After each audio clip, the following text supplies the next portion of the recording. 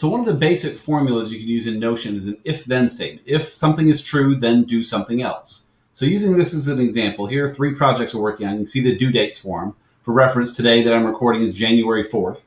So you can see some of them are probably late. So let's find a quick way just to highlight which ones are late. So make a new column in here, and we'll go down here to formula. And if we click in any blank space, it'll pop this up and we start typing in a formula. So we'll say if, in a bracket, and so if what needs to happen.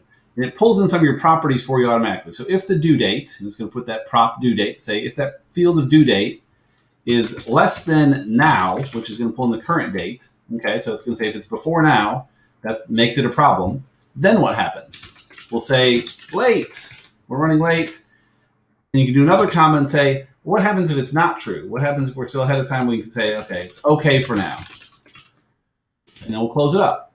And so again, you can reference that formula list on Notion VIP, but this is a quick look at an if-then. So again, if the due date is before now, so if the due date was in the past and it's still sitting out here, we want it to say late, but if the due date is not late yet, we'll say okay for now.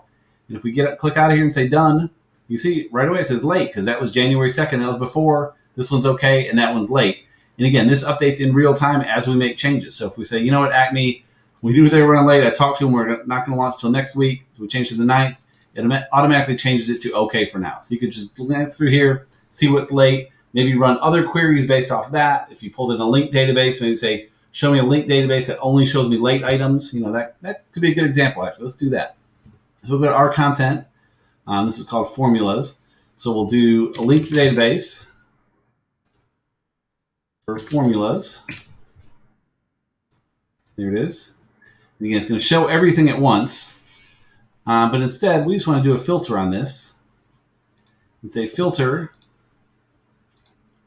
where, and I called it column, I didn't actually rename it, contains the word late. So now we can see here very quickly, just on our home screen, these are the projects running late. So if we had something like this running late, we had the other example to see what Jill's working on that's not completed yet. You can kind of pull in a few different databases from different places and give you a good overview of everything in one place. But that's a quick example of an if-then statement. We'll show you another example of some basic math you can do in Notion in the next episode.